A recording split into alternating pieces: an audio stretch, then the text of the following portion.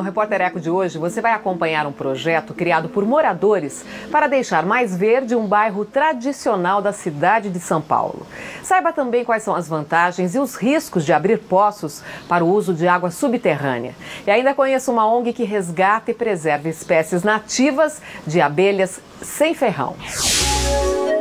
Apaixonados pelo inseto, voluntários retiram os enxames de casas e prédios. As abelhas são depois doadas para institutos de pesquisas e de educação ambiental.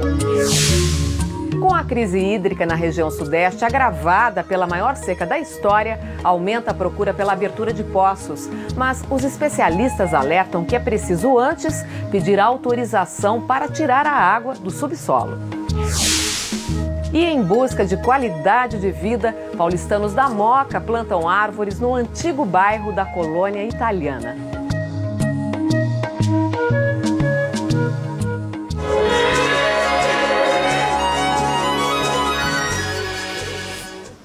O SOS Resgate de Abelhas Sem Ferrão retira enxames instalados em casas ou escritórios de São Paulo. A ideia é salvar as espécies nativas do inseto, que cumprem um papel essencial: polinizar mais de 70% das plantas que alimentam a humanidade. Elas estão bem ali na varanda, mas quase ninguém percebe. Afinal, encontraram um cantinho bem discreto para construir o ninho, proteger a rainha, produzir mel, própolis e cera. Tudo andava bem até o funcionário da Companhia de Energia Elétrica pedir que o enxame fosse removido. Na hora que vinha fazer a medição da energia, eles já não queriam mais. Então foi por determinação deles que a gente passou a procurar dar algum destino para as abelhas. Para retirar a colônia da pequena jataí, espécie dócil de abelha genuinamente brasileira, nada melhor do que uma equipe especializada. Essa ideia surgiu porque a gente começou a reparar que muitas pessoas não conheciam essa abelha. Quando fala abelha, a pessoa, ai não, eu tenho medo, ela ferroa, não, ela faz mal. Fala, não, peraí, calma. Né? A gente começou a reparar que muitas pessoas, por não ter esse conhecimento, acabavam matando ou não jogando veneno, não sabendo lidar com isso. O grupo SOS Resgate de Abelhas Sem Ferrão é formado por pessoas interessadas e estudiosas das espécies de abelhas brasileiras sem ferrão. Eles só fazem a remoção do enxame se elas estiverem em risco. Depois de avaliar a condição e o tamanho, Marcos e Celso retiram a cera que fica na entrada do ninho e colocam na caixa onde o enxame vai ser acomodado. É o cheiro que vai atrair as abelhas para aí. Depois, com muito cuidado, eles removem a parte onde ficam a rainha e os ovos, os potes de mel e o pólen, alimento da colônia. Tudo é ajeitado na caixa de madeira. Esta mangueira é a ferramenta ideal para resgatar as abelhas que ainda estão no quadro de força. Finalmente, eles abanam bastante para espantar as que estão voando, fechar a porta e vedar as possíveis entradas. A caixa com algumas abelhas é fixada ao lado do endereço anterior, até a noite chegar. Por quê? Essas abelhas que estavam campeando, fazendo a polinização, recolhendo pólen, néctar, resinas, elas vão retornar para o enxame até o final da tarde. Porque à noite, essa abelha, a jataí, ela tem o hábito de fechar a entrada. Aí elas vão ficar fechadinhas e dali esse enxame pode ser realocado, estabilizado. Se não puderem ficar perto do lugar onde foram encontradas, as abelhas resgatadas são doadas para voluntários, institutos de pesquisas e projetos comunitários, principalmente dirigidos à educação ambiental. Durante 30 anos, Gerson trabalhou como administrador de empresas, até que a filha caçula pediu de presente um enxame de abelhas. Ele achou curioso, foi pesquisar, estudar e conheceu as abelhas nativas do Brasil.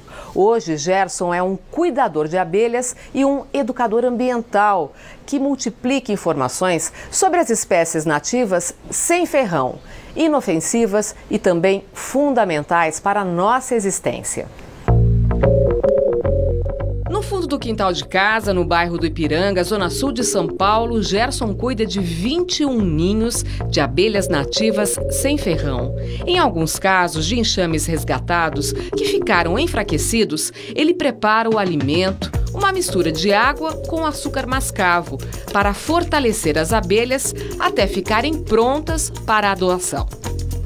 Gerson é um dos idealizadores do SOS Resgate de Abelhas Sem Ferrão.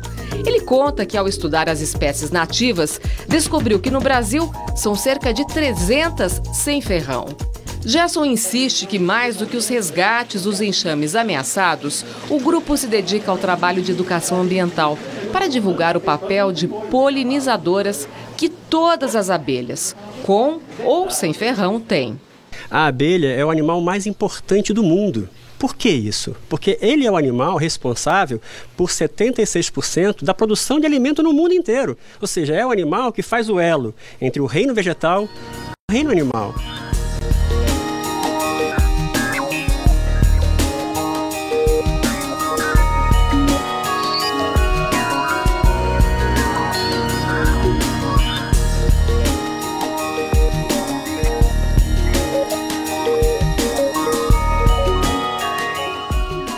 Você acompanha agora alguns dos fatos e pesquisas na área de meio ambiente que tem destaque aqui no Repórter Eco. O aquecimento global está relacionado com 75% dos dias de calor extremo registrados ao redor da Terra. É o que informa um estudo da revista científica Nature. De acordo com a pesquisa, as mudanças climáticas são responsáveis por 18% das altas temperaturas que já atingem o planeta. E essa porcentagem pode aumentar para 40% se os termômetros subirem 2 graus Celsius até 2100. No Brasil, a Câmara dos Deputados aprova projeto de lei que regulamenta a pesquisa e uso comercial do patrimônio genético de plantas e animais no país. Foram derrubadas as alterações feitas pelo Senado ao texto original da Lei da Biodiversidade, que protegeriam os povos indígenas e as populações tradicionais, como quilombolas e ribeirinhos. Em outra decisão polêmica, a Câmara dos Deputados aprovou o fim da rotulagem de produtos que contenham mais de 1% de organismos geneticamente modificados, os chamados transgênicos. Agora o projeto segue para o Senado. Se for aprovado, o consumidor corre o risco de comprar alimentos sem saber o que contém. Por isso, o IDEC, Instituto de Defesa do Consumidor, lançou uma campanha para que as pessoas enviem mensagens aos senadores, pedindo que essa proposta seja rejeitada. Aguarde, porque tem mais. Cresce a procura por perfuração de poços artesianos no estado de São Paulo, mas é preciso pedir permissão oficial para usar a água subterrânea. O Repórter Eco volta daqui a pouco.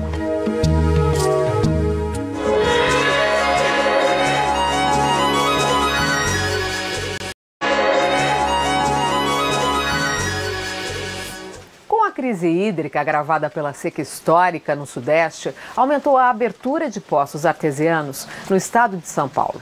Mas especialistas alertam: o uso de água dos aquíferos exige autorização prévia e fiscalização.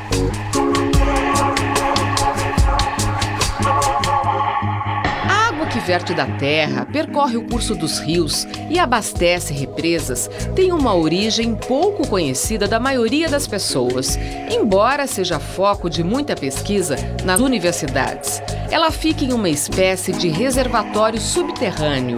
O chamado aquífero é uma formação geológica capaz de armazenar e, ao mesmo tempo, permitir que a água se movimente, escorra por meio de poros ou fissuras próprias da rocha. O pesquisador e geólogo Reginaldo Bertolo, diretor do Centro de Pesquisa de Águas Subterrâneas do Instituto de Geociências da USP, a Universidade de São Paulo, sustenta que os aquíferos têm um papel fundamental na manutenção dos ecossistemas, especialmente em época de seca prolongada. A água subterrânea faz parte do ciclo hidrológico. a água da chuva que se infiltra no solo, vai fazer parte dos reservatórios subterrâneos, e essa água ela permanece ainda em circulação dentro desse sistema e sai dos aquíferos exatamente nos canais dos rios e nos reservatórios, formando as nascentes. O Brasil é um país rico em água subterrânea. O aquífero com mais volume de água fica na região norte. Alter do Chão nasce no Pará e avança pelo Amapá e Amazonas. O segundo, mais importante, está no interior de São Paulo. O aquífero Guarani se espalha por outros 7 estados e 3 países vizinhos. É uma formação geológica mais profunda e produtiva. O geólogo Emanuel Lapitirella, com mestrado em hidrogeologia, é consultor na área de disponibilidade hídrica. Ele ajuda a mapear a oferta e a qualidade da água subterrânea. Ele reforça que o estado tem outros aquíferos importantes. O Bauru, por exemplo, que abastece várias cidades do noroeste paulista. Já a região metropolitana está sobre 2 reservatórios subterrâneos, o Cristalino e o São Paulo. O mapa da exploração de água subterrânea muda de acordo com a região. 50% dos municípios do estado de São Paulo são abastecidos exclusivamente por água subterrânea, enquanto 20% é abastecido por uma matriz mista e 30% exclusivamente por água superficial. Isso falando de abastecimento público. Quando a gente sai para o setor privado, para outros usuários, a gente verifica que tem muita água subterrânea utilizada por hospitais, por clubes, hotelaria, no setor de turismo, e não necessariamente o Estado conhece todos esses poços, toda essa utilização da água subterrânea. Quem trabalha com água subterrânea alerta. Quanto mais raso, mais superficial o aquífero, maior o risco de contaminações provocadas por atividades humanas. Num posto de combustível, numa indústria, ou mesmo as linhas de coleta de esgoto, ou mesmo fossas sanitárias, tudo isso pode prejudicar o aquífero. Com a crise hídrica vivida em São Paulo, há uma espécie de corrida por água subterrânea, o que preocupa os geólogos. O acesso à água, considerado um bem público, é um direito de todo cidadão. Mas se uma pessoa quiser explorar, usar água subterrânea, perfurar um poço, por exemplo, ela precisa de autorização. Acontece que muitos não buscam informações, simplesmente ignoram a lei e fazem poços em áreas particulares. Estima-se que só no município de São Paulo, 60% dos poços sejam ilegais. Indo para o interior, este índice atingiria 70%. São pessoas que não parecem preocupadas com a lei nem com as consequências da decisão de fazer um poço clandestino, até mesmo por desinformação. Esses poços ilegais, eles normalmente são feitos fora dos padrões técnicos da ABNT. Se o poço ele é registrado pelo Estado, o Estado exige do usuário que o poço tenha determinadas características técnicas apropriadas, e também que o usuário faça um controle da qualidade da água subterrânea. Este poço, que está sendo perfurado por uma empresa especializada, deve chegar a 150 metros de profundidade e foi autorizado pelo Departamento de Águas e Energia Elétrica, o órgão responsável pela gestão de água superficial e subterrânea no estado de São Paulo. O número de poços tem aumentado bastante ultimamente e é importante que eles sejam feitos de maneira regular, que sejam poços bem construídos, para que a população não fique exposta a uma água de qualidade inferior.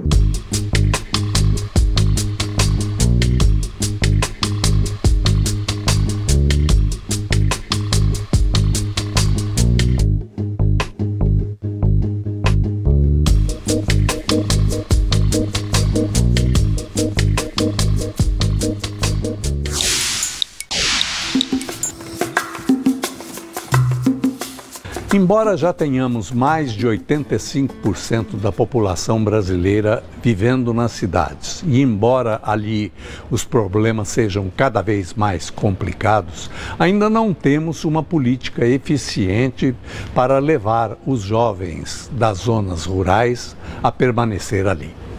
Esses jovens, segundo as pesquisas, dizem que prefeririam permanecer no campo. Mas ali há cada vez menos escolas e menos empregos. E quando há, quase sempre apenas para trabalhadores braçais, com baixos salários. Esses jovens sabem também que nas cidades de hoje, suas condições e modos de vida serão mais difíceis que no campo. Pesquisa discutida num evento da Cooperação para a Agricultura, o IICA, confirma esse desejo dos jovens de permanecer no campo. 84% deles não gostariam de sair da zona rural e de se mudar para as cidades. Mas quem convencerá prefeitos a não fechar escolas rurais e substituí-las por transporte caro e deficiente que toma muito mais tempo e mais horas diárias dos alunos? Quem convencerá nossos planejadores a implantar nas zonas rurais escolas de formação especializada em atividades que ali se desenvolvem, como métodos de cultivo e armazenagem, conservação de recursos naturais, comércio competente nas áreas locais de produção e muitos outros, inclusive industrialização e agregação de valor nos seus produtos, até mesmo para exportação. Seria muito proveitoso para o país que se fizessem essas políticas e seria muito mais adequado para os jovens que nascem nas zonas rurais.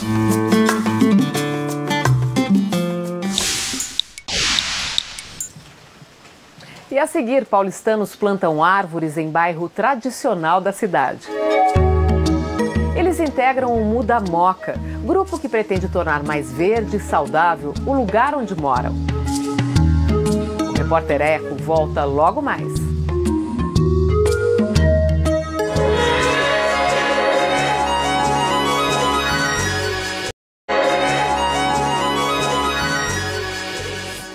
E está na hora das imagens que a gente escolheu para você na internet.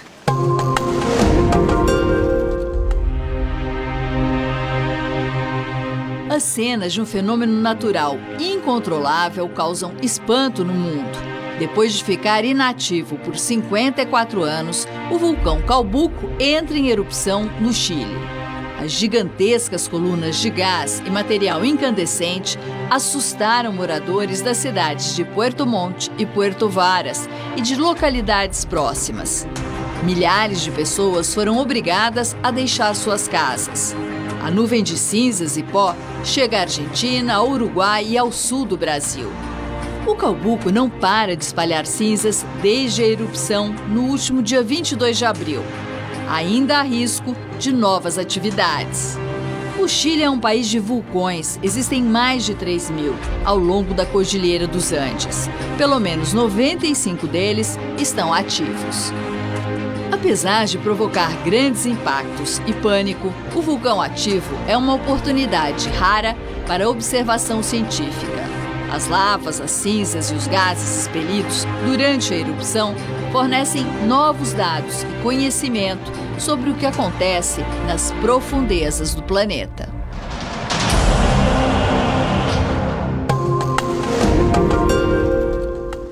Um grupo de paulistanos se uniu para formar o movimento Muda Moca. De forma voluntária, eles plantam árvores nas calçadas para tornar mais verde um dos bairros tradicionais da cidade.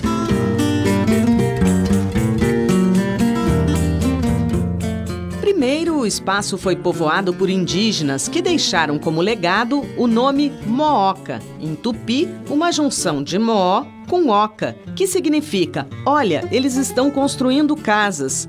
Posterior reduto de imigrantes, especialmente italianos, o tradicional bairro da capital paulista, que foi cheio de chácaras e sítios, passou a ser ocupado por fábricas e casas de operários. Hoje, tem uma das menores taxas de área verde por habitante. A colonização do bairro da Moca foi estritamente fabril. Os italianos vieram para cá na época da Revolução Industrial e trouxeram consigo a industrialização. Então, era cimento em tudo e é isso que a gente quer mudar. A gente quer trazer de novo o verde para o bairro. O advogado Danilo Bifone, que planta árvores nas ruas há 20 anos, é um dos criadores do Muda Moca, grupo de arborização formado por voluntários que surgiu há 2 anos. Eu, como muitos paulistanos, eu desconhecia que você pode plantar árvores nas calçadas. Eu achava que era uma coisa proibida. E, na verdade, não é. Se você seguir as diretrizes da cartilha de arborização urbana da prefeitura, não há nada de errado com plantar árvores. E desde então eu comecei a plantar durante o dia, comecei a plantar aos domingos, e as pessoas foram aparecendo, foram surgindo outros voluntários e o movimento foi crescendo. Um domingo por mês é dedicado ao plantio, que começa com um café da manhã, para garantir força para o trabalho pesado e estabelecer contato com os vizinhos, os futuros guardiões das árvores. A secretária Márcia Santos se prontificou a cuidar da alimentação, mas não deixa de plantar. Durante 1 ano e pouco que eu estou com ele, nós já plantamos muitas árvores. E a Moca mudou bastante. As fotos são da psicóloga Heloísa Capasso, que cuida da divulgação.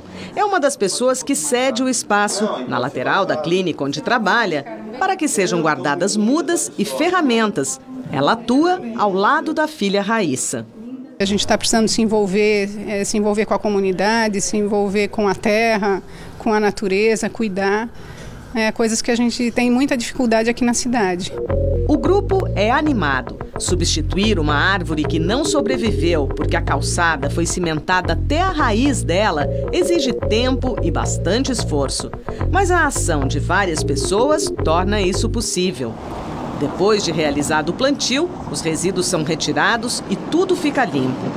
O Muda Moca também estimula a compostagem dos resíduos orgânicos para produzir humus e assim adubar árvores já plantadas. A jabuticabeira é podada para que cresça sem atrapalhar os pedestres e a iluminação pública. As aves se beneficiam das ações. Neste pé amarelo, o beija-flor encontrou espaço para fazer o ninho. O pau-brasil está entre as espécies que vão para as ruas. Danilo calcula que em 2 décadas já plantou ou participou do plantio de cerca de 15 mil árvores. O senhor é morador do bairro há quanto tempo? Há mais de 40 anos. O que o senhor está achando desse movimento de plantio aqui? Estou achando bacana. Acho bacana mesmo. Por quê? Quanto mais árvore, mais ar para nós. O Muda Moca vem recebendo doações de mudas. No Facebook mantém uma página para estimular outros plantios. Inclusive, ele se dispõe a ensinar a plantar.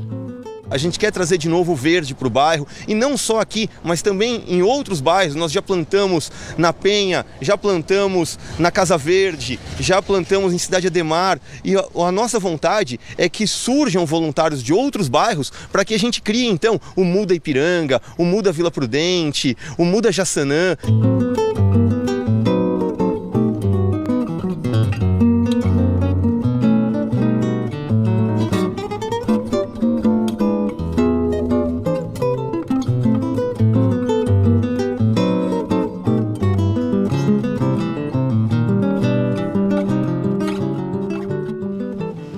Se você quiser rever as reportagens, entre no nosso site, anote os endereços na internet. cemais.com.br/repórtereco. No Facebook é só curtir a página, facebook.com/repórtereco.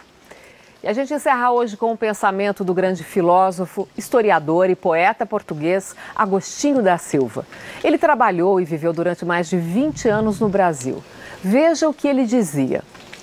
Felicidade ou paz, nós as construímos ou destruímos.